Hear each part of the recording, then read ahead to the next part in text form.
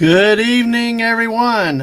It is 8 o'clock on the East Coast of the good old US of A in the Eastern Time Zone, and we are live. It looks like we are live on everything on YouTube and on Twitch. Hey, welcome, everybody. I'll throw it out here really quickly. If you're on YouTube, look at the pinned comment to go ahead and like the video, subscribe to the channel if you haven't. And on Twitch, follow us. We've gotten more followers, more subs. We're up to 148 subs on the YouTube side, two more, and we were at the good old 150. We're at 68 followers on Twitch. So one more, and it's the magical number. So hey, thank you all for being here. We appreciate you being here. And yeah, I threw the little spoiler alert in from our movie review the other night. So anyway. We're going to have fun with another show and tell tonight with something a little bit different. We've had a number of these show and tells. They've involved some musical collections, a hurricane tracking chart, a number of different things. So what we're going to do tonight, though, is we're going to look at a good classic strategy board game, Axis and Allies. It has been around quite a long time. Lots of people have memories of this. I've seen it. They played it.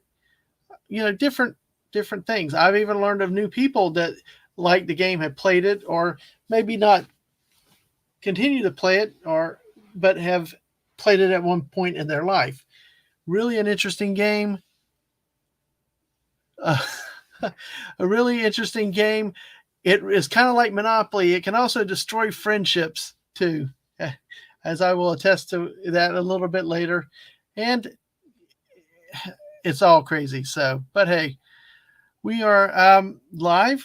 We got 5 people watching us. So let me go ahead and say a few hellos to people that are out here, and maybe some more will come in as we get going. And I want to say hello to Grumpy Old Vaping Gamer, pre-stream algorithmic comment. Hey, appreciate it. I think you had to work earlier, caught your stream earlier, but thank you. Thank you for being here. And the great mod of mods, Eric K, is here with us. Thank you, sir. Appreciate you being here. It is awesome to have you in the chat tonight. Look forward to having your input and your say-so into this, since you've had some experience with the game. Let's see, and we'll go down here. Scroll down.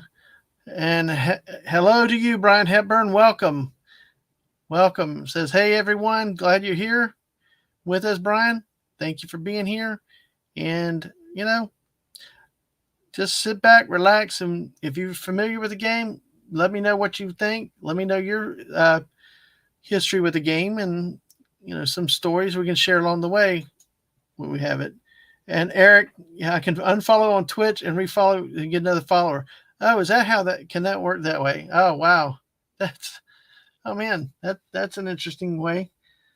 But hey, whatever. I don't question it. The numbers go up. I'll live with it.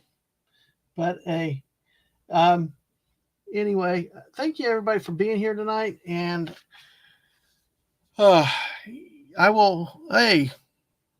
let's see, Buddy Hepburn. Hey, if I can get down the controller, find my mouse on here.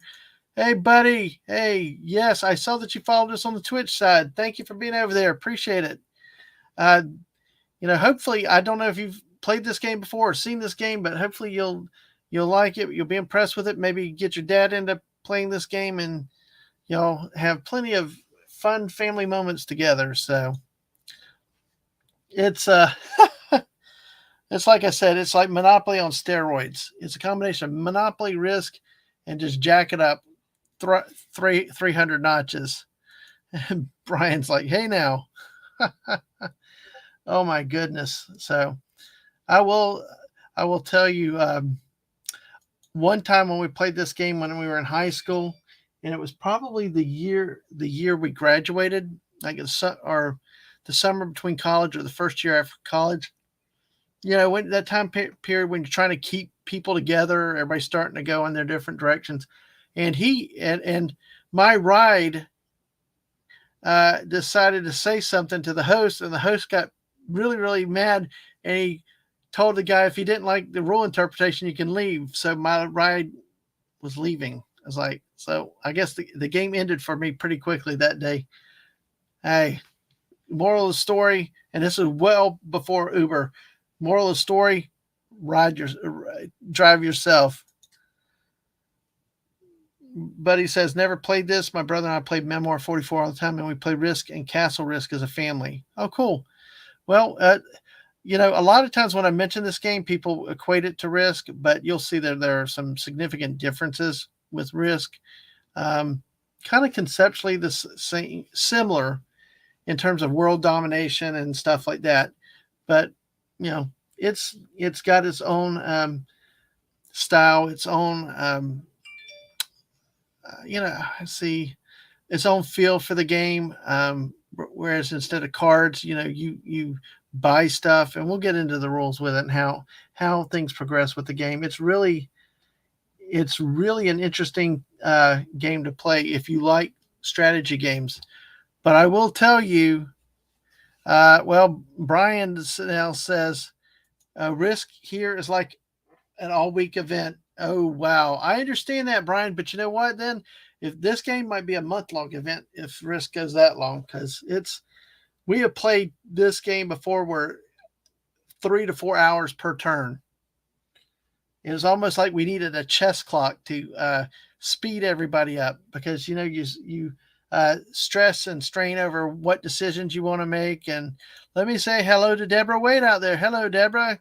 Great to have you with us tonight as we're going to look at this fun classic game together. So there's a lot with it. The history of Axis and Allies is really interesting, and it goes back to the 1980s. The first version was released in 1981, but a second edition that was known as Axis and Allies Classic was published in 1984. Basically, you have a board with a spring, and that version had a spring 1942 political map divided by territories. And in that version, you had the 5 major Axis and Allies powers. You had, on the Axis side, Germany and Japan. There was no Italy. And on the Allied side, you had the United States, the United Kingdom, and the Soviet Union. So you had 5 countries there really playing between each other. Let's see. So let me do this. I'm going to bring up some slides here, and we're going to actually look at this. See tonight's graphic. Yay! It's on the front page. What we have here, and hey, Theme Park Casual, thanks for the drop by and like. Sorry you can't stay long, but hey, thanks for coming by, and appreciate all the word of mouth. Thank you for all you do, TPC. And this board, what we did with this graphic, this is the 1984 Classic board. You will see that it has blow-up boxes for certain land areas that are fairly small. And you've got a number of different things in here. And let's go in here. For instance, like India here. With that color, it's a British-controlled territory in 3. So if you own the territory, you get $3 basically, or IPCs, in industrial production certificates is what they have. You see next to it's Japan. So there are different rules, different things that you can do, and we'll talk about the turn of play here in just a moment. But we'll look at the let's look first at here. This is the board. This is the board for the classic 1984 version. And hello, Whoopa Troopa. Welcome. Welcome, my friend. Welcome, welcome. Glad to have you, Whoopa Whoopa. You can see what condition this box is in. The missus many years ago took it, helped cut it down so that we could store it better. Obviously, it's been banged up over the years, and, it was banged up back then, too. The funny thing about this game, the reason that we have it, as I mentioned, we played this in high school, and beyond the time of getting thrown out, that one last match that we had, when everybody broke off, a couple went to college, different places, somebody went in the Navy. We I said, let me keep the game, because back then you didn't know if things would get reproduced or re-released or anything like that. But so I managed to trick my way into maintaining possession of the game, because the guys who game it was actually joined the Navy, and we never heard from him again after that. So we always joked about he absconded with a renegade submarine going around the world. So kind of an interesting guy too at that point. And we had many fun times with this game. It was senior prom night. We had an all nighter at my house. Playing this game after the prom. Of course, I think me and one other guy went. A couple people said screw it, they weren't going, so they just came over for the hangout. So we had lots of fun adventures. Of course, I told my dad I'd drive everybody home, and I fell asleep in the back of the car, so he knew not to trust me. So, and Brian says he remembers the game, but it didn't own my own copy. Yep. See, I'd never seen this game in the store. I could not find. I took possession of what I could that was in front of me. So, really interesting, and I can't wait to show you as this goes further. You can see the differences between a lot of these. What we'll have tonight is two different. We're going to have two different games that I show you tonight. This one, of course, is the classic version, and it's the 1984 classic version. But there's also another version I'm going to tell you about. But before I do that, I want to tell you a little bit more about the history of the game. Then we can talk about how the game played in the 84 classic. There are 13 versions of this game that have been released. Started with the classic Axis and Allies. There was an 81 version re-released as classic in 1984. And they have, let's see, and I'll bring it up here, right here. They have Axis and Allies Classic, Axis and Allies Europe, Pacific, D-Day, the 20th anniversary, 2004. And we've got the anniversary edition too. The Battle of the Bulge, Guadalcanal, anniversary edition. That would be the 25th anniversary edition. Let's see, 20, probably 27th, but who's counting? Axis Allies Pacific, 1940, Europe, 1940, and the years also will dictate the play scenario, how it starts and stuff. Europe, Global, Axis Allies, 1941, 42, second edition, and there's even a World War I version. So this has become a very popular game over the years, but the one thing is it's like you do have to dedicate quite a bit of time to it. It is definitely one of those games that takes a while to play, to get through, and everything else. So like I said, in this first version, the 1984 classic, we're going to look at that again, and we are going to. I pulled the screen down. Hey, that's good. And some of y'all that have played this game, let me know if you've played these versions or that you've seen these versions. But here's like I said, here's the classic version from '84, and then here is the board, the game board, as I showed a little while ago.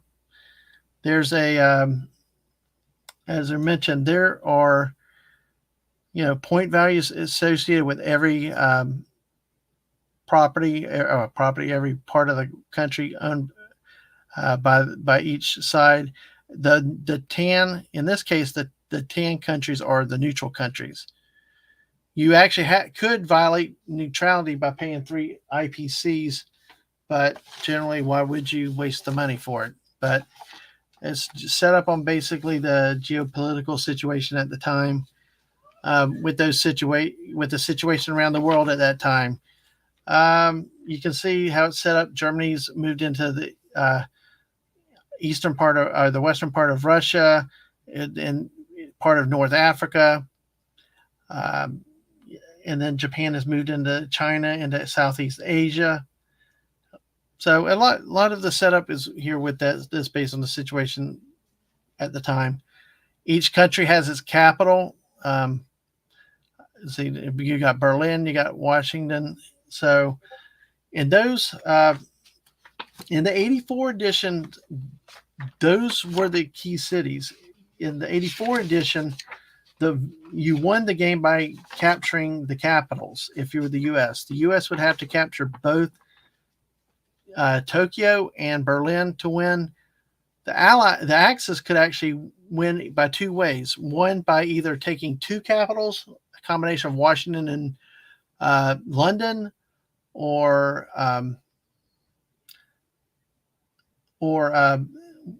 London and and Moscow, or Washington, Moscow, any two or three combinations. But they also have what was called an economic victory. If the Axis got hot, rolled out, rolled up 84 IPCs in a turn, then the game would end with that. So the Axis actually had more ways to win than the Allies did, and they were pre-situated better than the Allies for the most part. But it comes down to rolls of dice, and rolling dice, all bets are off. So it's very frustrating. Yeah, we've had plenty of times of throwing dice across the room and everything else. So, yep, if you like dice games, this is a combination of everything.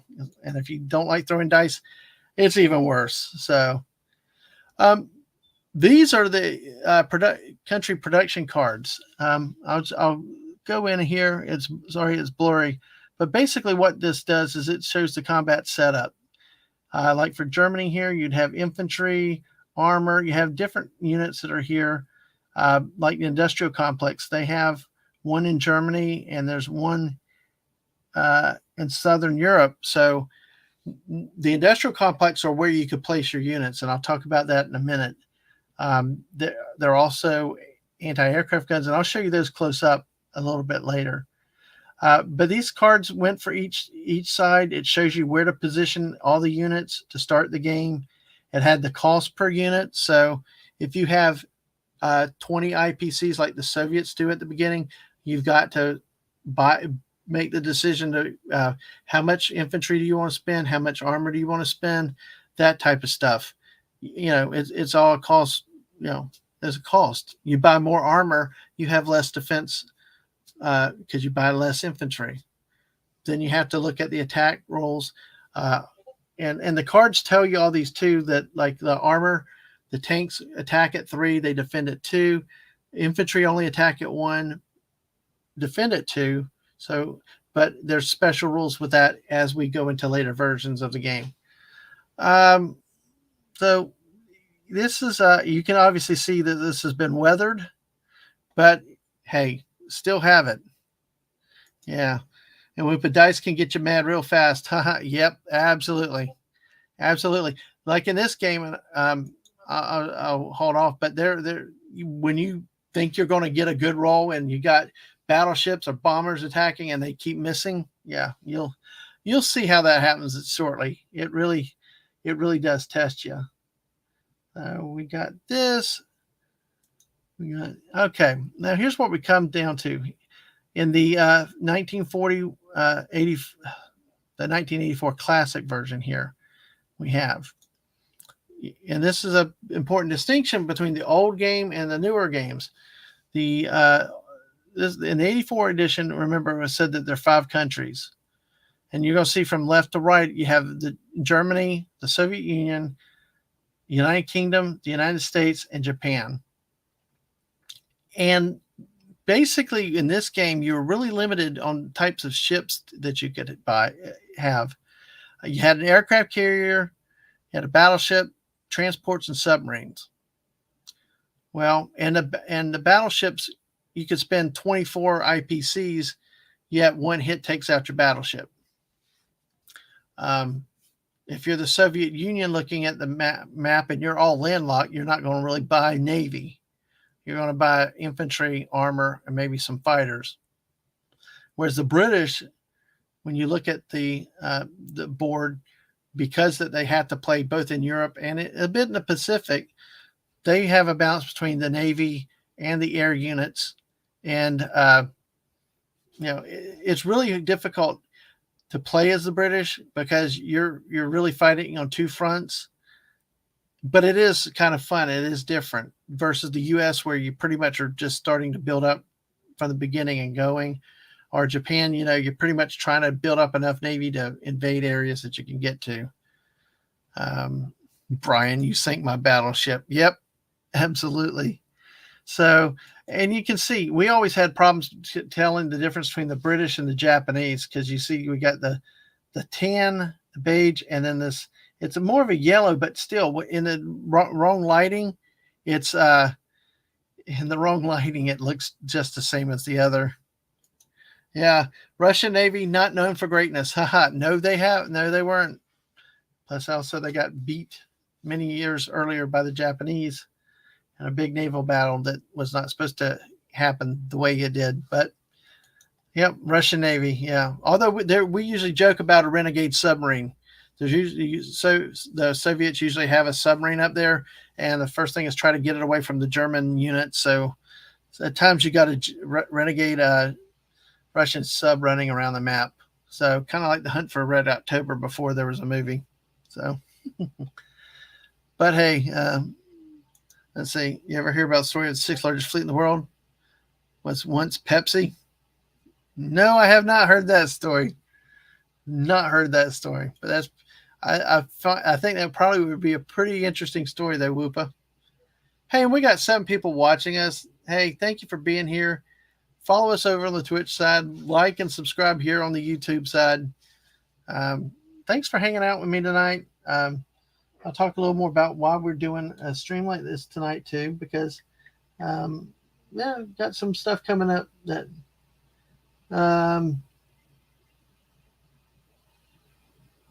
let's see. Okay. As I mentioned, the purchasing unit. So really, let's take a look at the process of the way the game works. First of all, of course, you got to set up the board. Like people that have used this board before, just it's one of those boards, and if you can imagine from the size of it, that once you get it, you do not want to knock the board or have an animal or cat running across of it. It plays havoc with the game. Let's see. When the Soviet Union was thawing out under Gorbachev, they made a deal for Pepsi to send them soda to them. Oh, cool. Oh, cool. That's a good story, though. Hey. But the Soviets didn't pay in money. They paid in 17 submarines, a cruiser destroyer. Wow. That's a fire sale. Somebody's trying to get rid of the Navy then, weren't they? Gameplay, though, like you said here, you have your IPCs. The Soviets would start off with 24. So you have to select your number of, like a lot of times the infantry were like 3, armored were 5. So I'd take like maybe 2 infantry, 2 armor and 4 infantry, and get $2 back. So you make your decision to buy in the first round, which is to develop weapons or purchase units. There's something called strategic developments, but that's where you can get some little advanced features. But that's another thing for another day. That's a little more technical than really want to try to get into right now. Then after you play, let me do this real quick. Let me go back to this screen here. Let me see. And actually, let me show you this screen. Like we talked about here, the IPC chart. Okay. So USSR is 24, Japan 25, Germany 32, 36 for the US. That's the starting position based on the colors of the countries that are possessed at the beginning of the game. These weapons developments, if you roll a 6, you can pay $5 a turn. And if you roll a 6, then you roll a die again and you can get some of these. Like heavy bombers to the British is very, very important, because then you could get 3 dice and they hit at 4, so 4 or less. So you can do a lot of damage on the German units or German production if you're the British. Long-range aircraft is something else too, Japan or the British. As I mentioned, the units that you buy there. The let's see. Let's go back to this. What I wanted to show you too here is that with the board here, I'll bring that back up. When you get the board here, say like if you're the Soviets up here, you would come in, you'd attack whatever. Like say if you want to attack into Ukraine or whatever, you do your combat move after you buy the weapons. Usually, a lot of times when you bought the weapons, bought the units, we put them down here on the bottom of the board. But then your next phase would be the combat moves, and I'll show you that in a second about the roles with the battle board. What you do is you move all the units, you declare all your turns, all your moves that you're wanting to do for combat. Then when you declare all your moves, then you actually perform combat where you do the rolls, the head-to-head fighting. Roll the dice, who wins. I'll explain a little bit more about that in a bit. Then after all the combat is over, then you move into what is called the non-combat phase. You can move units from one territory to another. You return your planes back to a territory that they can land in, that they're eligible to land on. And once you make all those non-combat movements and you're done with that, then you would place the new units that you just bought. Then you would collect your income based on on what you have. Say, for instance, here, let's look up here the Ukraine. Say the Soviets start off 24, they capture the Ukraine on the first turn. So they will have to move up to 27. So at the end of the turn, they would collect 27 IPCs. So that's how a turn in this game works. So it's very, very interesting. There are more unique moves. There are some situational movements, other things, like I said, strategic about the weapons developments that can do things. You also got strategic bombing raids where, like, if you're the British, you can take your bombers and bomb Berlin to impair the Germans' ability to produce units from that industrial complex.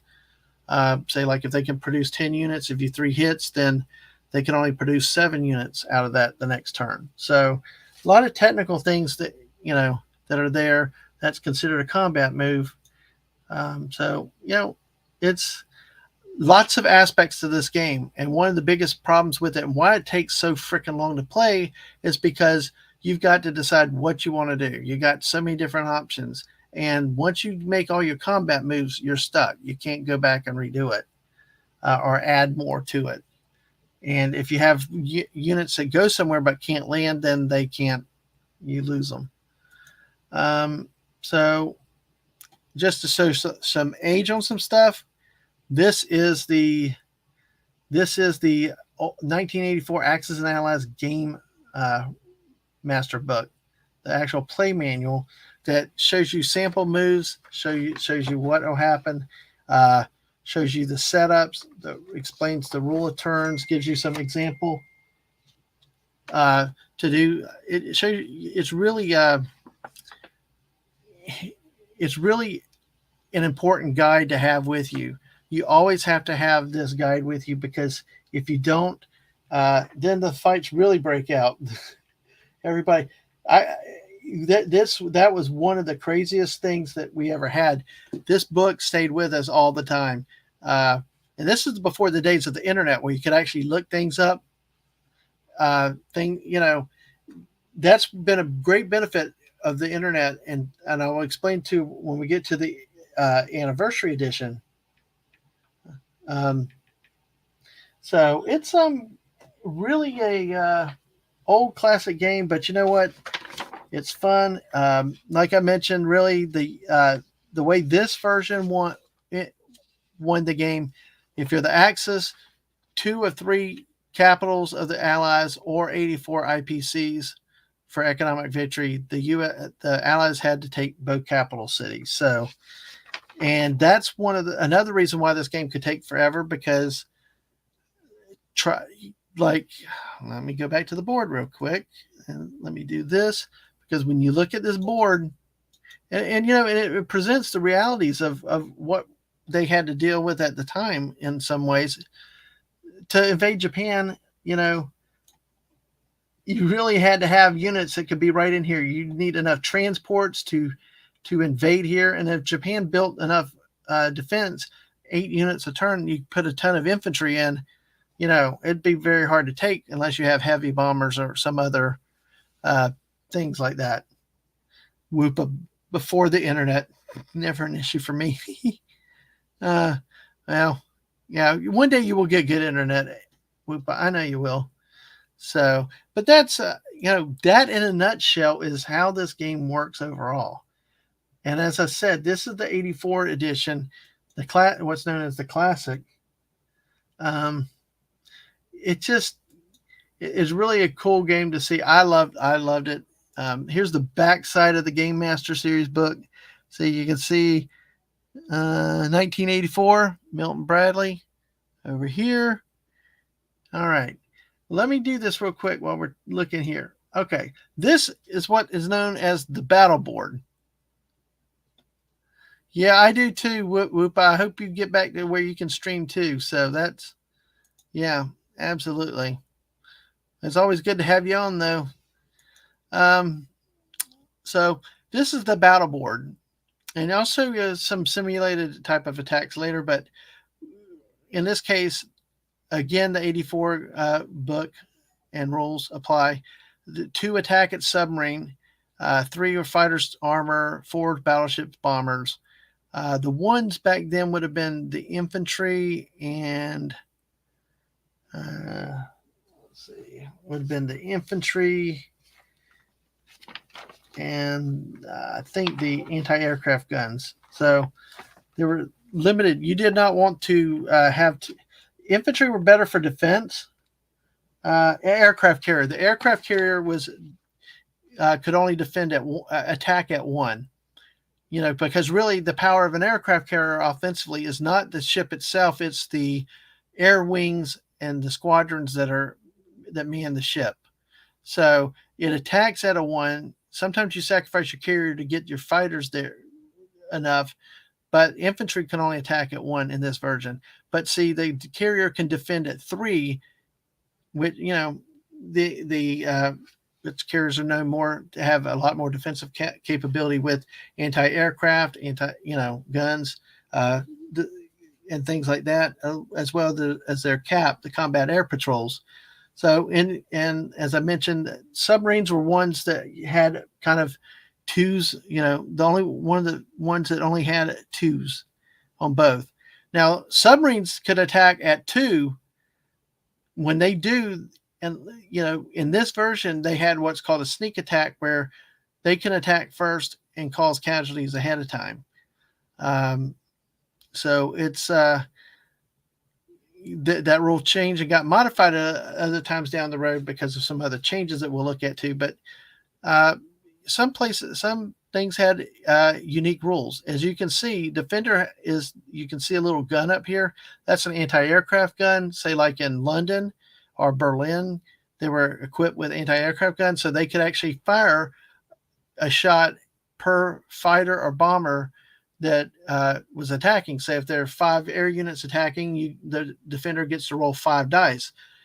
For the number of 1s that you rolled, that many number of the attacking fighters, bombers get taken off. They don't get to attack. Another one is the bomber. Look at the bomber. It defends at 1, but attacks at 4. Again, the fighters attack at 3, but they defend at 4. So there's some credit given to the realistic situation of these types of units and how they would fight. Let's see. Transports defend at 1, but the transports could not attack. And that's there. Let me go back here real quick. So since we had the battle board there, okay.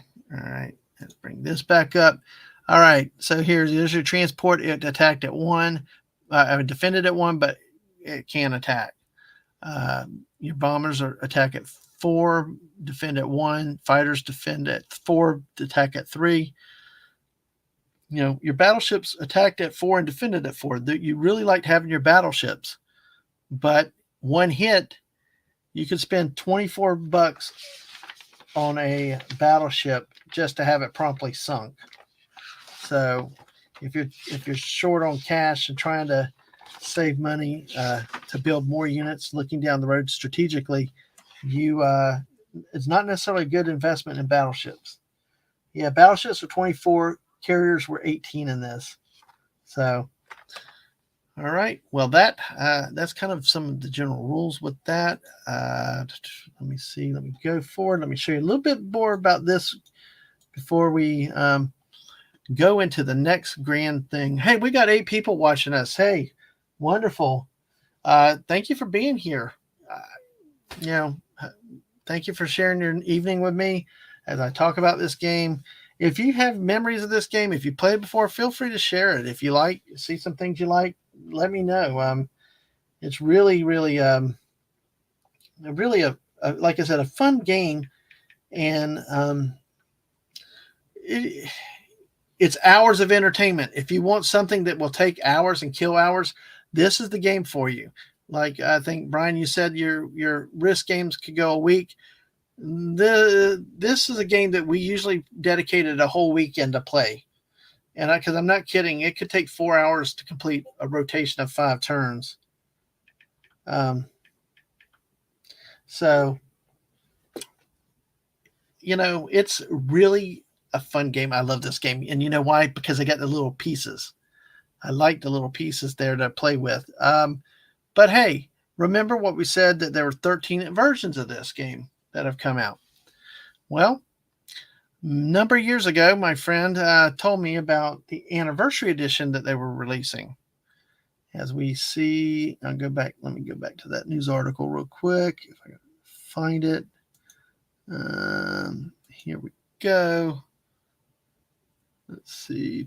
Here we go. All right. This version here, the anniversary edition, 2008. That's when I got that version. So it was expensive. I will tell you, it was very expensive. So, and Whoopa said, I remember having sleepovers at games. We take breaks, start games in the morning, and end them next morning. Yep. You'd have to do that. So, this is definitely one of those games for you to have to do that. But like I said, there's the anniversary edition here. Well, what I'm going to do is I'm going to show you a little bit more from that version. Because remember, we talked about the original, the Axis and Allies Classic. There are 5 countries. So that means basically Germany played as Italy. Germany was responsible for defending Italy and things like that. So it's interesting to see how they've come up with new versions of this game.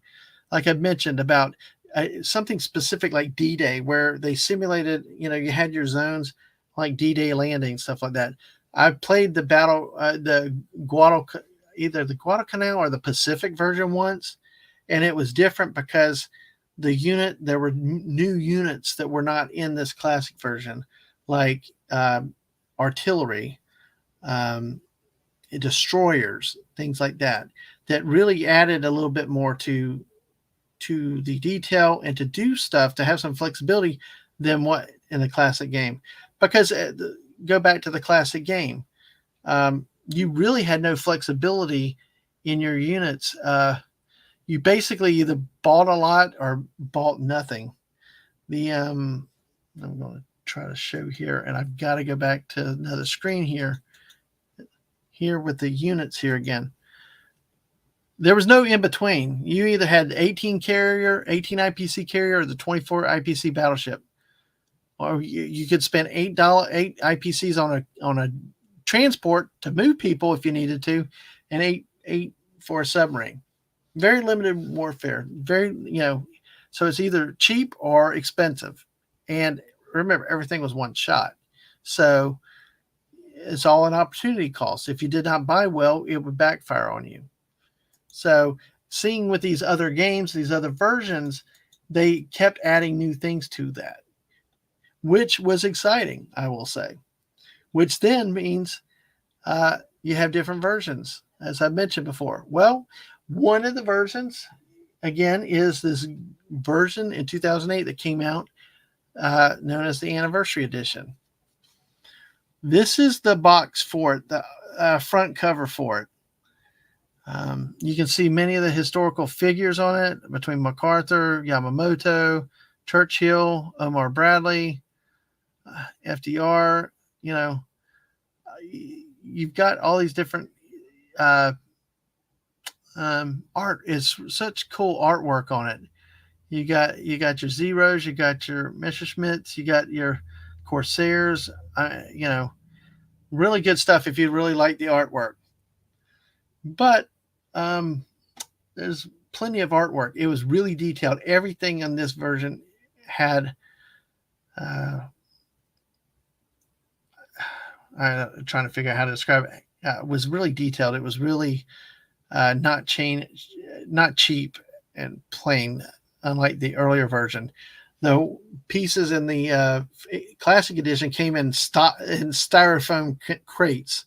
Basically, you jammed them in there, put them in there in the little styrofoam crates. But this one they didn't. So, and like I said, and here's an example of it here. If you look at this, this is okay. This is inside of the box. All right. Each country has its own box. If you notice, there's one big difference in this version against the version before, the classic that I showed you. And that is Italy was added to the mix in this version. Whereas instead of the Germans defending the Italian peninsula and all the Mediterranean, the Italians were actually factored into this game as a separate force. The rule of thumb and what the suggestion by the game makers was to have your most experienced or your better player play Italy. Many times, if two people played, you'd have to one take Axis, one take Allies, and you multiple played countries. Sometimes, if you had three people, you may have two take the Allied countries and one take the Axis. And hey-o, back to you, AFK Bard. Hey, welcome. Thanks for coming in. Yes, thank you. Glad you're here. If y'all haven't followed me on Twitch, before, follow me on Twitch. Think AFK's coming in from the Twitch side. And one more on that side, and I get the magical 69 on that one. So, hey. Oh, wow. Hey, thank you, AFK. I got to go check. I think I hit the number now. Thank you. And it's cool. Glad to hear that. I hope you can stay around a little bit because I am going to try to show you the online version of this game also. All right. So I just got to get through all this exciting stuff. Yeah. Okay. Good luck on your on that, Whoopa. A question for you after the stream. Yeah, absolutely. Just DM me and I'll answer it. Oh, and by the way, before you go, oh my gosh, AFK, thank you. Squirtle. Whoopa. Hey, everybody, while you're still here before Whoopa leaves, tomorrow night at 7 Eastern, Whoopa and I are going to talk XFL football, more spring football, and he's your XFL expert. So come join us for a good time of hanging out, and we'll answer your football questions, XFL or not. So, but thanks for coming by, AFK. Whoopa. You don't have to go anywhere, AFK. Sorry. Oh, my goodness. We got 9 people watching. So follow us on Twitch, like and subscribe on the YouTube side, and make sure you hammer that like button, please. Like I said, this is the attention to detail that they came out with this anniversary is really a special thing. You can see the rifles beyond just the countries with their boxes with the thank you, Castle. You can actually see the rifles on top of the map. You've got a newspaper, Stars and Stripes, war headline. There's other stuff, medals, pistols. I'm not quite sure what that book-looking thing looks like back there. You got Sergeant Stripes here. Oh, you're a big fan of old-fashioned rifles. Wow. Yeah, they are elegant. Speaking of rifles, that's why I love the infantry rifle coming back into Fortnite. But that's another thing for another stream. But yeah, it's really cool with what they did with the artwork here. It just is amazing what they've done here. Again, as I mentioned, you've still got your three allied powers: the U.S., the U.K., the Soviet Union. You've got your Axis, which is Germany, Japan, but now you have Italy, which changes the dynamics of things. With having uh, uh, them as a separate power as opposed to Germany, because now you've got two countries that have to coordinate that could have opposing interests. So uh, we'll see that. And this game, and we'll get to the card in just a second. Here's the battle board for this game, the world map for this game. This, I'm kidding you not, 3 different panels. This thing takes like a picnic table to put across. You need something that you can walk around and circle the table if you're going to play this, because and definitely if you have cats, put the cats away, because they will love to play with this thing. And any type of small tap on the table or the board pieces will go sliding quite a bit. Unlike the classic, this one really is more plain, almost geographic, just kind of neutral colors, whereas the classic edition, you could tell who started off where based on the colors of I don't know what that did. Anyway, here, I think I got too close to the edge. Okay, let's take a look at with this map how we break down. We'll look on the in the over here towards the Atlantic, and we'll look at, you've got the U.S. and you've got Europe up here. This game, you remember in the classic version, the Allies win by capturing both capitals. The Axis win by either economic victory of 84 IPCs or taking 2 of the 3 Allied capitals. Well, you see that there's a bunch of red dots. There's actually 18 red dots on here. They're known as victory cities. The U.S. Let's see. Each side starts with a certain number of the actual victory cities. But there are different ways to win in this game. You can adjust the game length too. 15 victory city tokens at the end of a complete round is the game. So normally, but you can extend it to where you could play total war, which is the Allies or the Axis, either side, have to take all of the victory cities in the match. If you want a shorter game, you can do 13 victory tokens. So the way to win this game is, I think, really more not distributed differently to each side. It's one way to win, and which is a big change in this game from the other. Yeah. This game was so fun, but I usually watch tempo strategy. So you are familiar with this then? Yes. Well, hang around, because and a lot of times it's not about strategy so much. A lot of times it's about the stupid roll of the dice, because we that's what took us forever sometimes, was to take turns and roll our dice and trying to figure out what we're going to buy. But yeah, hey, and sometimes no strategy is a good strategy too. Just get the good dice rolls. So as I mentioned, in this case, you see where the countries are marked. The U.S. is a star. The Germans have the star. All of these are where they position. And I will show you in a minute. This has 2 different starting points to this game. 2 different scenarios for starting and playing. So let's see. We did this in the fantasy with each wonder. All right. Hey, it's all good. It's all good. So you can see that there's a lot more to this board, a lot different and a lot more territories, for one thing, than in the 84 Classic Edition. Another difference was China, which is in this area here in the middle, right here in Asia. You can see, let me go right here. All right. You see how there's a Japanese symbol and the Free Chinese Republic symbol there? there are two symbols there because of the two different scenarios that are you can start from. In one case, Kiangsu is controlled by the Japanese in 1942, 1941. The Chinese still own that. So positioning depends on which scenario you want to play. The Chinese, like in the original game, are controlled. Chinese forces are controlled by the U.S. player, but in this game, you get one soldier for every two territories that are still in Allied possession. And there's one fighter that's representing the Flying Tigers that goes in there too. So you can see there's not much of offensive capability that they have with just infantry and one fighter, but the key to holding this game is how long the Chinese forces can hold off the Japanese. Of course, it depends on how people strategize, and at the risk of making a way too long of a discussion, you can build industrial complexes which help you put more units in here, like the British could do it in India.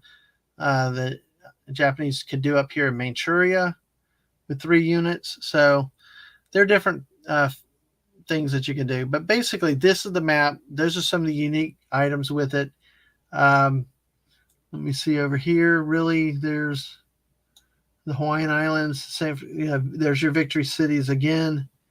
And again, the artwork. Look at the artwork. You got Corsairs on the board. You got the leaders in the board. You got the mobilization zone down here. I'm sorry it's blurry, but basically in here on the board, it tells you what all the units are, what their cost are, what they attack, what they defend at. So all this is contained in the game too.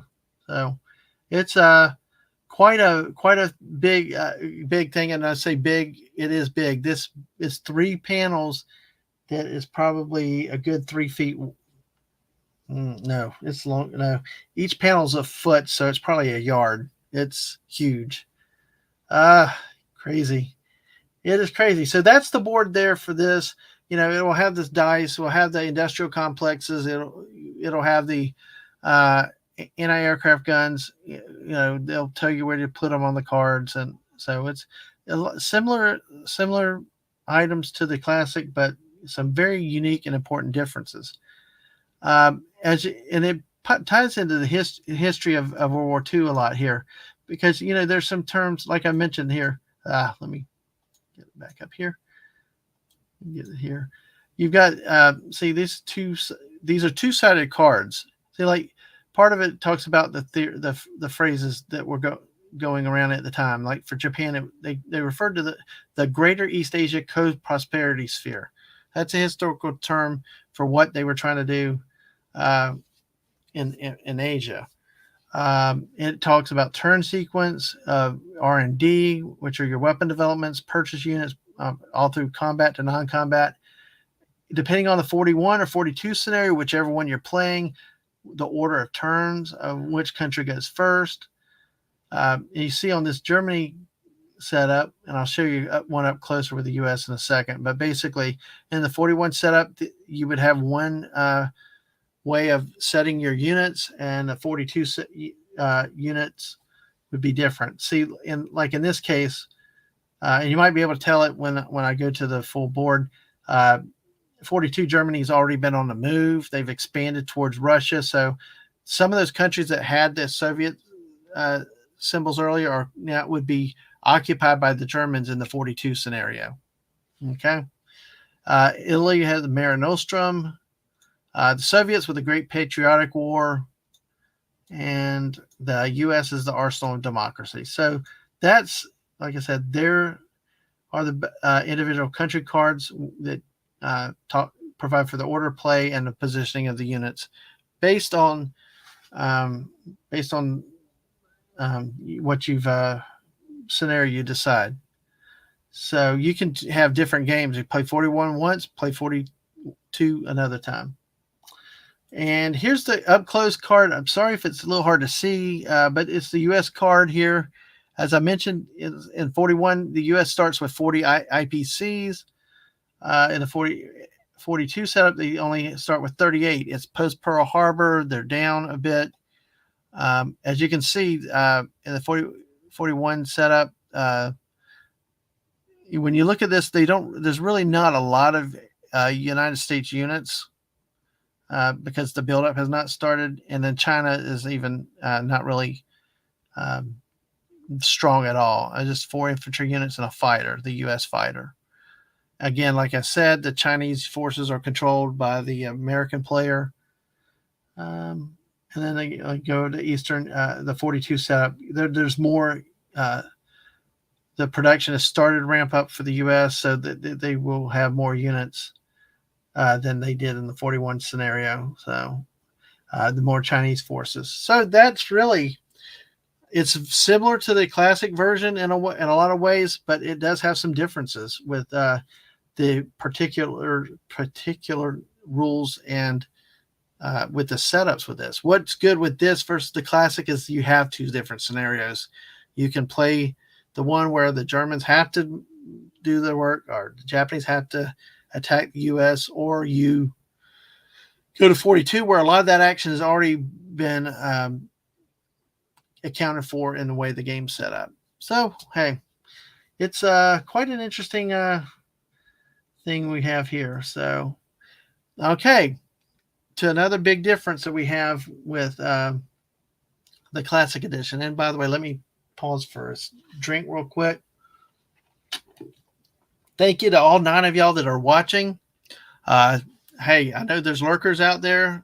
Hey, thank you for being here. If you're lurking, don't be afraid to leave a comment to help algorithm. Make sure you like the video. Tell me to talk faster, or not to sleep, whatever you want to do. Just be nice about it. Have some fun. Let me know what you think too. Appreciate some of the feedback, especially, that y'all give with this stuff, and especially if you played the game too. So, if you remember what I said earlier with the classic game, well, let's look over here. Let's look at the Japanese unit, the beige units right here, right now. And let me say hey to Yemi. Hey. All right, glad you're here. Yeah, lurk away as we speak. Listen. This is a cool game. It really is. If you like strategy, it's a good one for you. Back to the differences. One thing, if you saw the earlier picture on the Classic, the first thing you can easily tell is the number of units have increased. Remember, see, in this, the Anniversary Edition, and this came out. All right. Hello, Alaska Man Jeff. Hey, howdy to you. All right. I saw you love this game. All right. It's classic memories and everything else for me.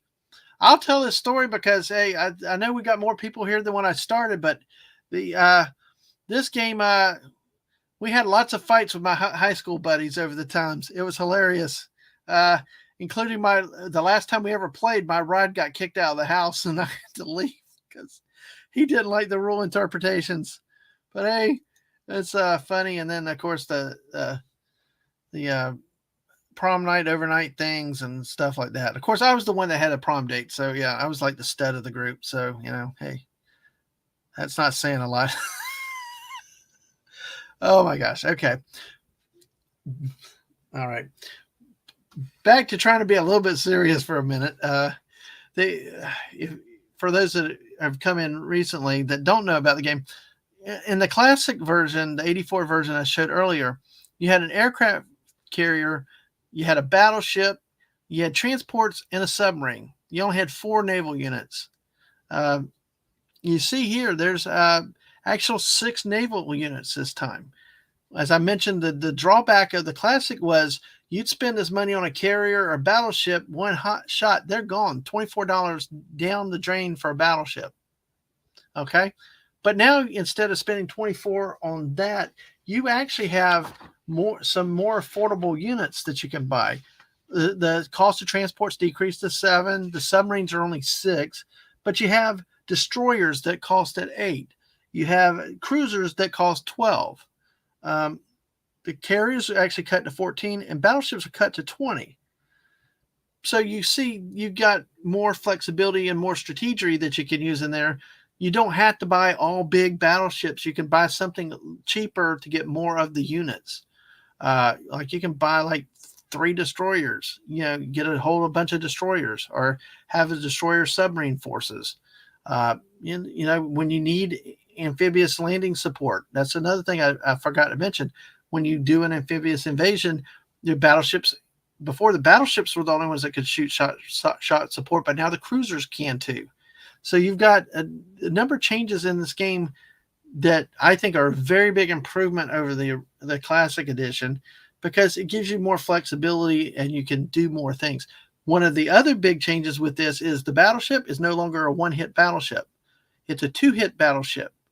So if your battleship is hit, then you turn it on its side, and if it's on its side, it's counted as one hit. If it survives the battle, it goes back to no hits. So then the next hello, Mrs. Welcome. Glad you're here. Oh man. Uh-oh. Can somebody help me do let's see. Let's see. Give me 1 second. We'll do this. But hey, everybody, thanks for being here. Make sure you like and take care of things. I see your comment, Jeff. I'm going to get right there real quick. Let me do something real quick. All right. Thank you, mods. I think y'all dealt with what I was looking for. So thank you for doing that. So, all right. Thank you, mods. Y'all are on top of it. Appreciate it. Thank you. Jeff, aircraft carriers are my favorite strategy. Yeah, you could do a lot with those aircraft carriers, couldn't you? Get those fighters and stuff like that. So, and Eric says, nice to the meanness. Yeah, absolutely. See, and okay, says, hi, the missus. That's weird. I don't see, because it's on the, she's over on the YouTube side. That's why. So, but hey, maybe one day I'll figure out how to morph them together. But last time I checked, I didn't think it could happen. So, but hey, thank you, mods. Thank you out there. Let me give a hand and like to the mods out there. Thank you for all that y'all do. Thank y'all for y'all being here. And there, Mrs. I think AFK's waving at you from the other side. So, yeah, I'm getting to play all over this place tonight. So, hey, we got 12 people watching. Thank you all. Wow, we're growing. Say, hey, but thank you for being here, everybody. Before I need to slow down, though, because I'm get back to what I need to show y'all before that happened. But, hey, like I mentioned here, you got these different units here. A lot of the carrier, a lot of it depends on your countries. And Jeff, I think, correct me if I'm wrong. If you like using the aircraft carriers, you probably played U.S. or Japan a lot. Because obviously, if you're the Soviets, you're not going to buy aircraft carriers. And the British, it depends. Not really, because usually the British, you're trying to deal with your air units and stuff like that. So, but let's see. But again, one of the biggest things is that you have this with the 2-shot battleship, and that you now have the intermediate type of surface vessels that you can do. Another, let's see, Eric, everyone knows the Dadman was a grower, at least. Okay, hello. Oh my goodness. Hey. Oh man. Well, hey, listen. Another change that's happened since the classic version was this little sucker down here, the little artillery unit. See that little guy right there? It and they vary because you see the US is a different type of cannon. And then of course the Germans, have the almost looks like I don't know what that was, but basically that was a new addition in this anniversary game that had come up in one of the earlier other modes, like I think either the Pacific or Guadalcanal. I played one of those, and they had artillery with it. The artillery attack at 2, but the special thing now having the artillery is if you have an infantry like the guys up top moving with the artillery piece, you can both units attack at 2. So it actually increases the attacking power of an infantry unit, which would normally attack at 1. So you still really only have the two different types of aircraft. They cost different now. So it's you know, those are some of the biggest changes in terms of game pieces. So, but let's see, and it's interesting how these ships look different by country. Misses sort of these the carriers and infantry up top, and again, look up top. The U.S. has two different color infantry. The darker green are the normal U.S. I'm sorry if I shouldn't say normal, but the regular U.S. infantry are in the darker green. The lighter green are the U.S. controlled Chinese forces. Then you have the battleships, cruisers, the destroyers, transports, submarines. Then the smaller planes are the fighters. The bigger planes are the bombers, followed by the armor. They used to be called tanks in the classic version, and the artillery pieces. So uh, a lot more to do, a lot more moving pieces literally in this version than the original. And for the best, I really believe so, because I always sucked who buying a 24-point battleship to get hit and sunk in one shot. So by an 8-point destroyer. So that's it with the pieces there that we have there. This is different. As I showed you earlier. Sorry again for any glare, but this is the IPC chart. Each country starts at certain amounts that they start out based on, and their starting IPCs are based on the scenario that you set up. The 41 scenario will have more benefits to one side than the other. So it will. Let's see. So yeah. I don't have it here. I had the number elsewhere. And then the order of term will change based on the okay. In the 41 scenario, the Germans start with 31. Japan starts with 17. Italy starts with 10. The US at 40. UK 43. And Soviets at 30. And then in the 42 scenario, the Germans are up 6 because they've already taken some of the Soviet-owned lands. They start at 37. Japan is up from 17 to 31 because they've expanded into Asia and the South Pacific. Italy is still at 10. The United States is down slightly to 38. The UK is down from 43 to 31 because of loss of the South Pacific Islands and territories. The Soviets are at 24, down 6 for losing some territory to the Germans. So basically, in the 42 scenario, the Germans are up 6. The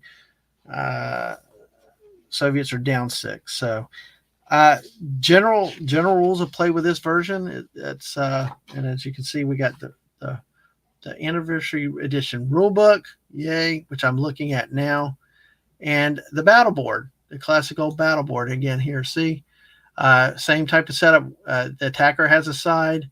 It shows you what each attacks at. Now, of course, if you have an infantry with artillery, the infantry would be up in the artillery, and it's one infantry to one artillery piece.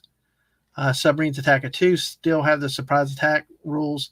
Destroyers, what's really changed too, before you could have sneak attacks and there was no way to stop anything or to prevent it.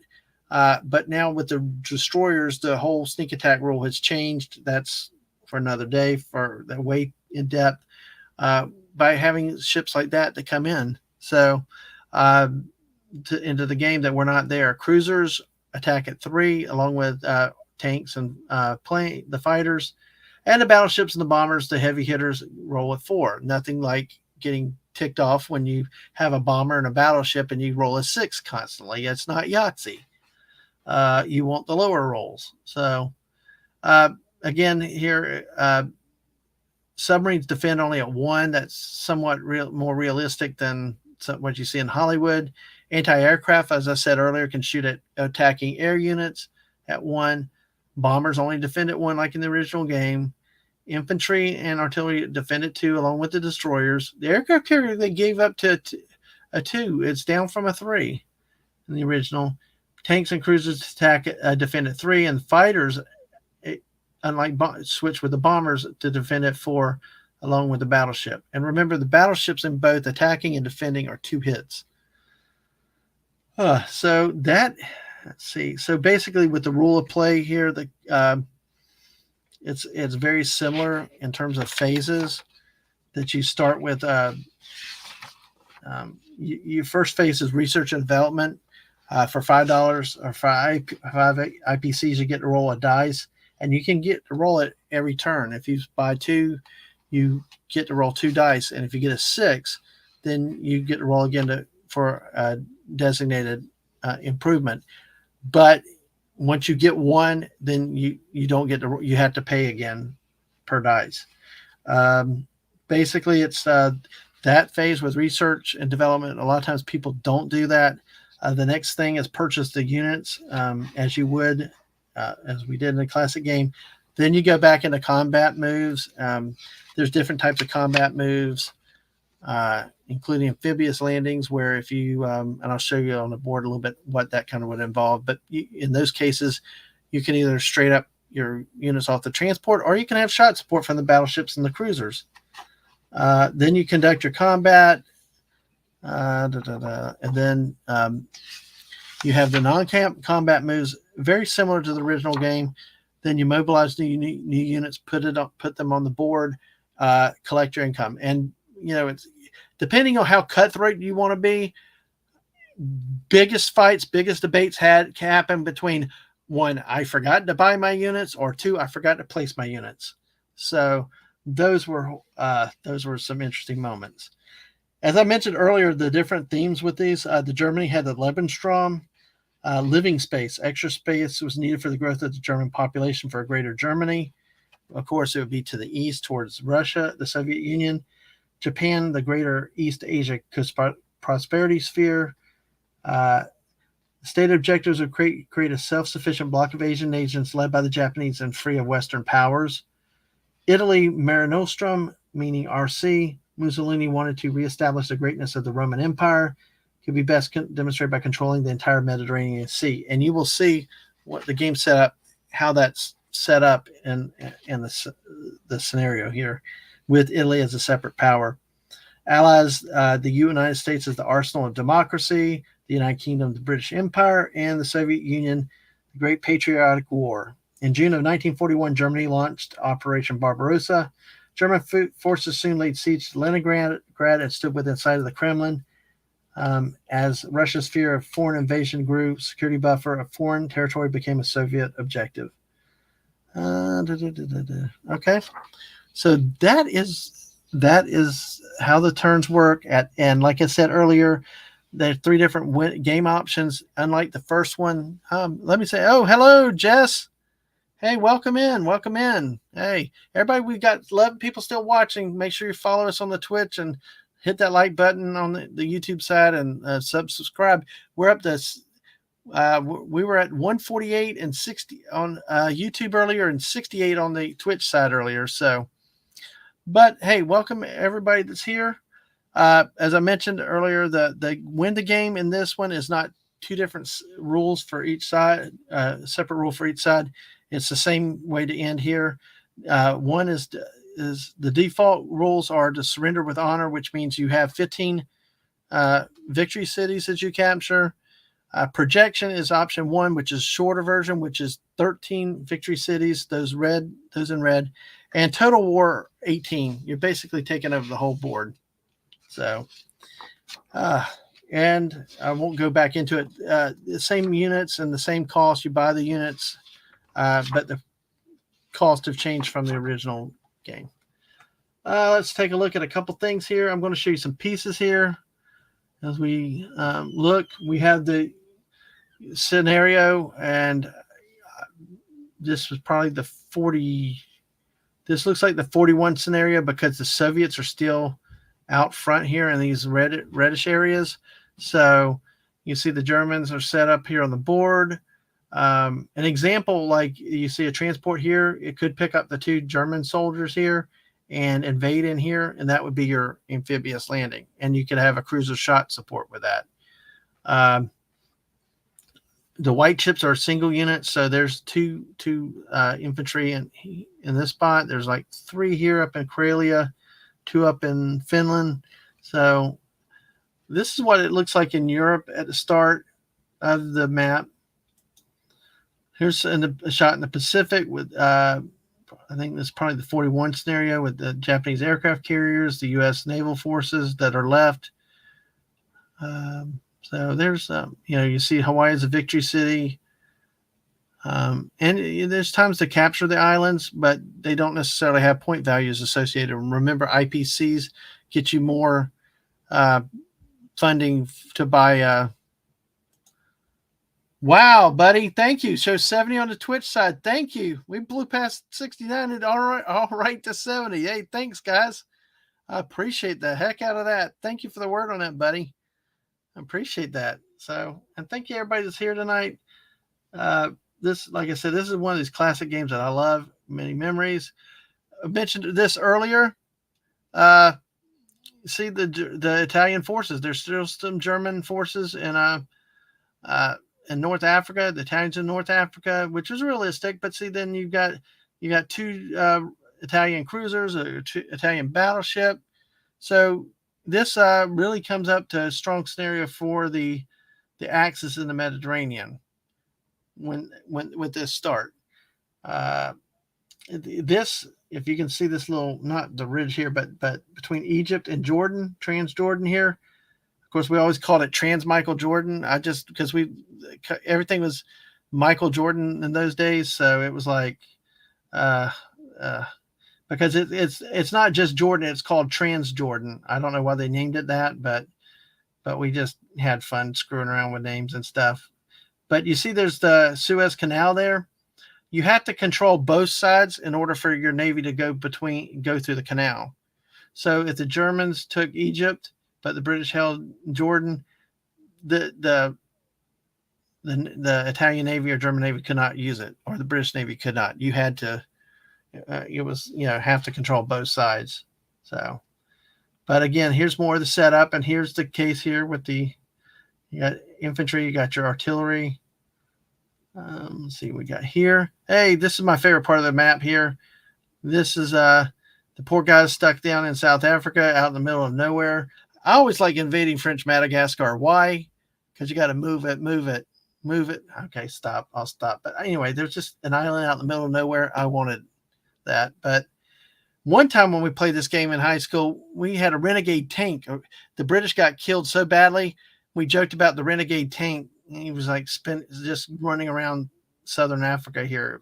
It was hilarious to go along with the renegade sub. So, so there's a little more with that. Here is the board this is a complete setup with the 42 scenario. You can see how strong Japan is in the Pacific. Very weak U.S. forces. Germans have advanced towards the Soviet Union. Italy is still strong in the Mediterranean. It's all spread out there. So, this is where it starts. And like I said, do not tap the board because it will, your pieces will go flying. See, in this case, the Chinese forces have 4 units here, but in the next turn, they'll get 2, 4, 6.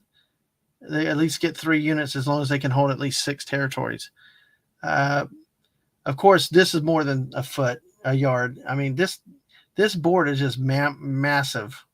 If you saw this, and I know Castle, if you're still lurking or here, you heard somebody talking about the other day about the board being a beast to set up. Yeah, this is why he said that, is because you got to put these out, and you better not knock something over. So, and howdy, Stunning. Welcome. Glad you're here. Hello. So we've got this is really what it is. Fun game, lots of adventures, lots of yelling, screaming. This is, remember, is the 6-country version. And as a rule of thumb, they say if you have to have multiple players take multiple countries, to have your best player either play solo with Italy or if their second have them second country be in Italy, because it is, if you look, they are powerful, but they have so few forces and they don't generate a lot of income. So you need somebody that can be very strategic. Yeah, Castle. Yeah, Rambling was talking about that. And absolutely, this is why he was saying that, and this is why I'm going to show everybody just a few moments the online version. Okay, so but yeah, this is you see everybody loaded up here. It's just this looks like the 41 situation because the Philippines are still there with a naval unit. The Japanese forces are still closer towards Japan. So it's yep. Yes, it's the hooker boot of Europe. Yes, we know that. Thank you. Uh, uh, yeah, that would be interesting because I do have one that I've got off Steam. It'd be interesting to see uh, any new remakes or new other products that they come out with that. But so basically, again, you can see the battle board set up, how you do it. You got all your chips, you got all the stuff.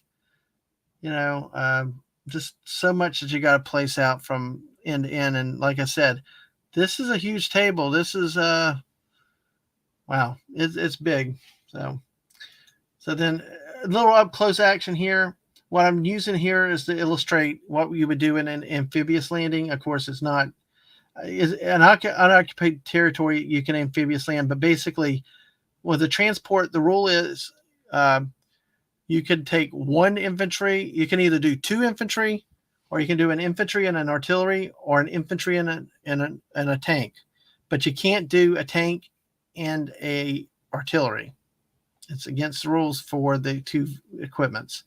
But you can take two infantry. So, yeah.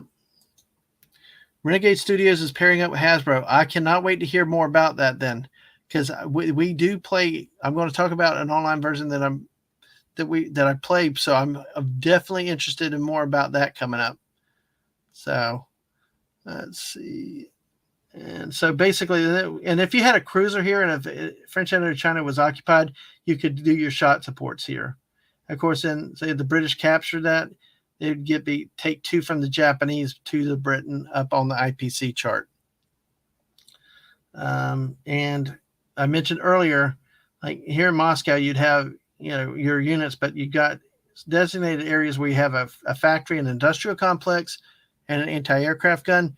The anti-aircraft guns can actually move one space a turn if you want them, but there's no point moving them. You can buy industrial complexes, but you're limited to the number on the spot. Like if you wanted another in November spec here, you could buy an industrial complex, but you could only put 2 units in a turn there. So you have to evaluate if it's worth it. But these are other things that you can do in the game of what you have. You have those that you start out with, and then you can buy others. Let's see, official website updates. All right. Thank you for putting that link out there. All right. I've seen that website too, so I've just not had time to get onto it enough. But thanks for that heads up on that, because some of us, at least the person I played with before, we kind of the game that is now is kind of rough at times. It's kind of hard to play, and just I don't know, it could be improved. You feel like, and it just seems just like it's too wonky at times. But you know what? Hey, at least you're not setting up a board. Let's see what we've got here now. Yep, and that's where we go here with this. So I am going to do this real quick. Yeah, boomered that. So we're going to act like that didn't happen. So what I'm going to do though now is I am going to try to experiment again, which is always dangerous here with Dadman walking. Yep, a limited run of the 1914 version. Yeah, I saw that earlier about the 1914 is one of the was the World War I version of the game that they have. And let me see here. All right, let me see here. Let's see if I can do this. Okay, let's see if I can do this. So just bear with me a second. Let's see if I don't blow everything up trying to do 2 things at once. But thank you everybody that's here. We got 10 still watching us. Thank you. Follow us on Twitch. Leave a like and sub here on the YouTube side. Appreciate everybody coming out tonight. It's really good to see a lot of activity on the Twitch side too. It really is.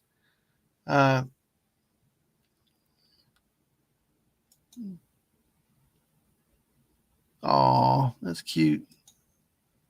Yes. Uh-oh. Sorry about the noise. I didn't. All right, there we go. All right, let's see. Let me see. All right, I'm going to try to. Okay, all right.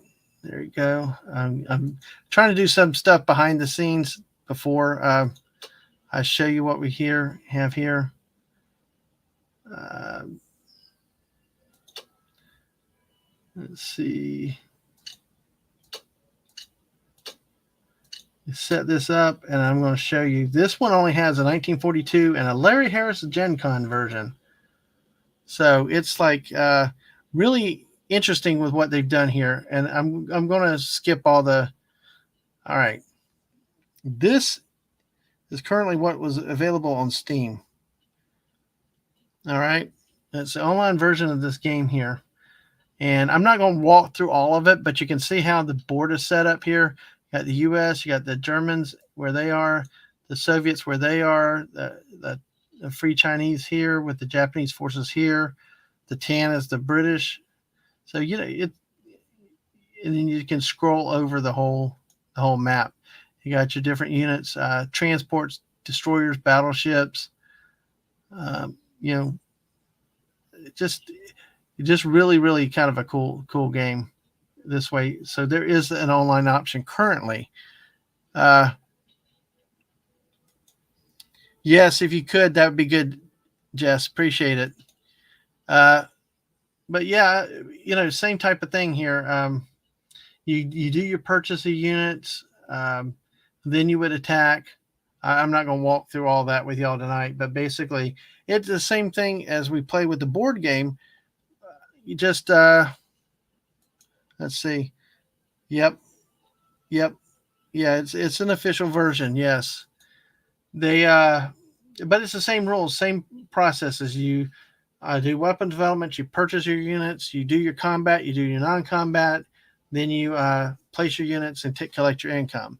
So you know, very good game, except the daggum Germans are so flipping overpowered where you need a lot of luck and a lot of great rolls to hold off in the Soviet Union. It is like next to impossible when the Germans get rolling in this version, because you can already see how the Germans have swept through North Africa, and the British are already reeling from the German advances. So, and of course, this version does not have Italy as a separate force. It has Germany controlling North Africa and the Italian peninsula. So basically, it's a really cool thing here we've got with this game.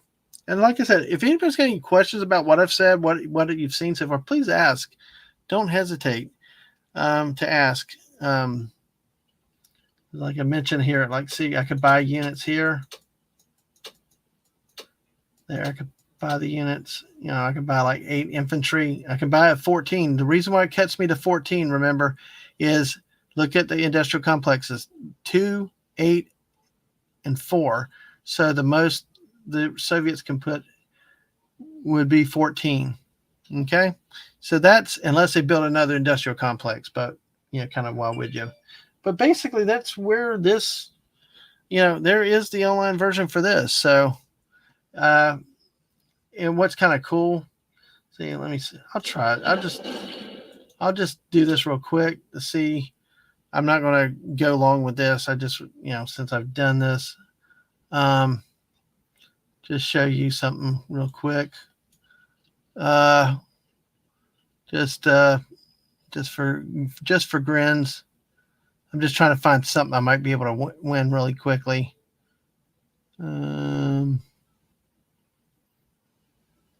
Let's see. Yeah, I don't know how. Try to find an easy victory, and it's like hard when you're the Soviets. So, but you would like here, you could do that, and then you could see like there.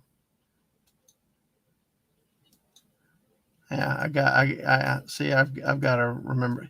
basically you do it like this. I got to work with the controls again to do it, but then you can, highlight, like here. I would take the 4 infantry and the artillery. So one of the infantry would go in at 2 with the artillery. Take the plane in. We'd attack there. Do the combat. Memoir 44 online player 2, but I like the board game version more. Honestly, yes, I do. I like playing the board game. Yes, I like putting out all the pieces. I like using the battle boards. I like just getting a bunch of food, having fun, and just throwing dice. It's really, I agree with that.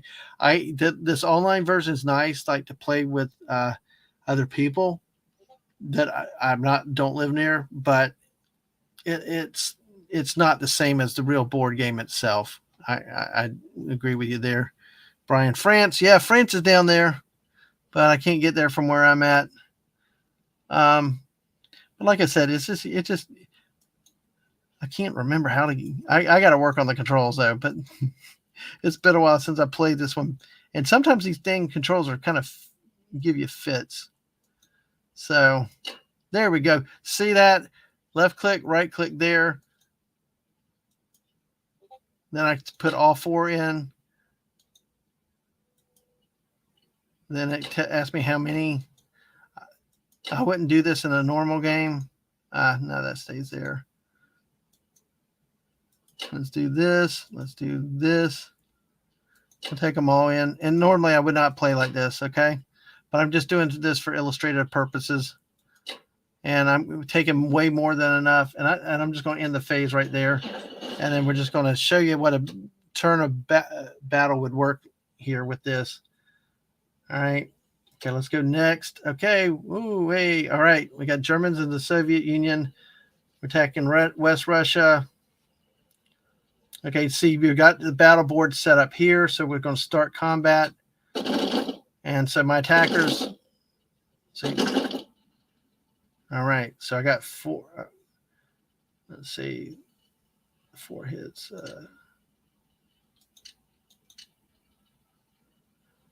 Phase defender assigns the attacker hits. So we'll go. There we go. We continue.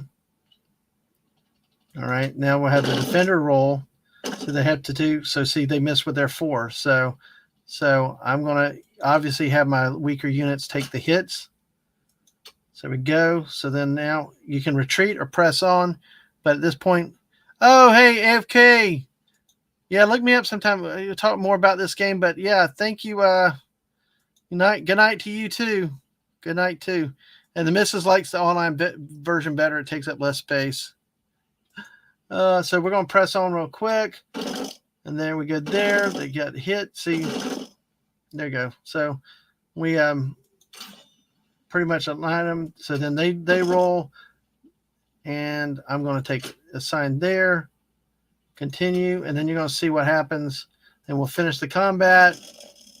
And see, I get my flag, victory, the change in IPCs. So then we close combat.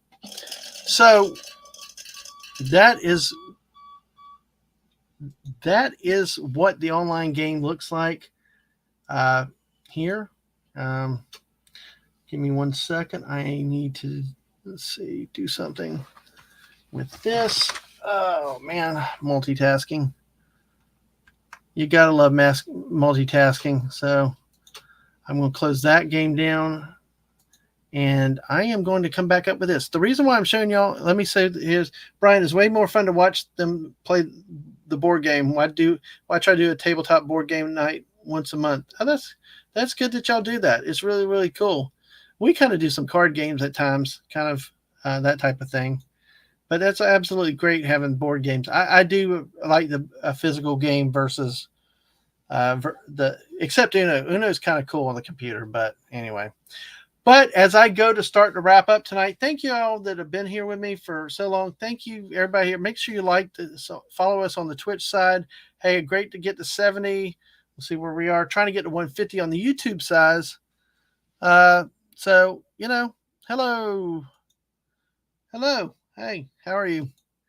Welcome in. Welcome in. New people, make sure you leave a like. Make sure you subscribe to the channel. Come back, see the things that we're going to do.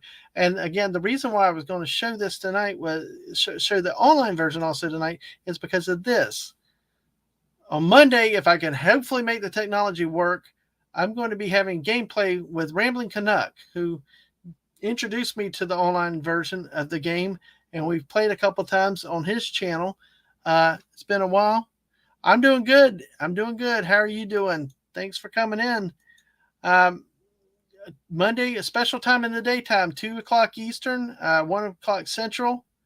I think I'll be able to do it both on YouTube and the Twitch side, but we'll see. Like I said, make sure I can get this to work. So, but thanks, everybody. If you got any other questions about this game, feel free as I'm wrapping up. But I thank you, everybody, for being here. It's been a blast and a wonderful show with you guys. So remember us Monday. We're going to play this game or try to 2 p.m. Eastern. And we'll be playing that online version that I just showed you. Then also tomorrow night at 7 p.m., I'm going to be with the great Whoopa Troopa, and we're going to talk some XFL football. Spring football, that's really, really cool. It's different. I've seen a couple of games, not much, and they have a couple of weird rules, especially when it involves kicking. So, yes, Axes and Allies, definitely. And, if you're in late, whatever, go back, watch the show, see what we've done, talked about. It's never too late to watch it. We like lurkers. We like people that watch the videos on replay, and just leave a like, sub to the channel, and, we try to do more of this type of content, do stuff, Fortnite, football, all kinds of stuff. But join Whoopa and me tomorrow night, 7 p.m. Eastern, as we talk about spring football. Then also on Monday night, Whoopa and I are back together again for our series of Monday Madness that will go through the month of March and until the end of the NCAA tournament in the first week of April. Join us. This week we'll be wrap up the last week of the regular season, and we'll be going into the conference tournaments. He focuses on the Big 12. I focus on the SEC. Yeah, well, hopefully you join us. Yeah, there's something on to watch. Yeah, there was one game that's really, really painful to watch. But hey, if you like football, you'll watch almost anything. So, but for March, our big thing too is March Madness. We're going to be looking at the conference tournaments, and then the following week, the NCAAs will start, and look, a lot of excitement. Man. So I think, let's see, where else are we? All right. That's the big immediate show notes. The best way to find out what I'm doing is going on, seeing what's coming up on Dadman Walking 55 on Twitter. Twitter's the best place to find me to see what the latest is. But go back, check out our past streams and videos on both YouTube and Twitch, both at Dadman Walking 55. A lot of great stuff in there. It's not just football. It's not just Fortnite. There's a lot of good other stuff in there.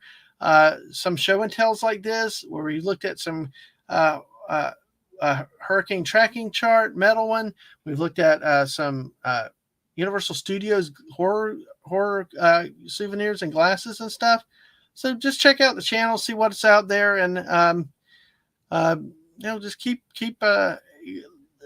look at the videos. Go back, like them. Help get the word out about the channel. See if we can keep growing and have some fun together with all this stuff. Coming up though, the next couple weeks, a lot of the Thursday, Friday streams may be off because of so much basketball going on. But remember, Monday 2 o'clock. Accident Allies with Rambling. I'll probably do some random game streams through the week. On the 14th of March, I have a book chat with Dadman where I'm going to be interviewing our author R.M. Briggs and her book of short stories that will be very fascinating. The missus and I will have another date night Fortnite on the 21st on a Tuesday. I have a movie night discussion with a planned guest on the 22nd, waiting to be revealed. And then on the 29th, the missus and I plan on another detour with the Dadmans where we talk about our trip to Fort Pickens in Pensacola, one of four Union forts that did not fall into Southern hands during the Civil War. So, with all that said, thank you for being here. Thank you for your support. Thank you. Get the word out about the channel. Thank you for everybody that lurked, passed through, left a comment, likes, and all this. Thank you all for your support, and I hope you all have a wonderful evening. Yeah, that's the last slide. Take care, all. Bye.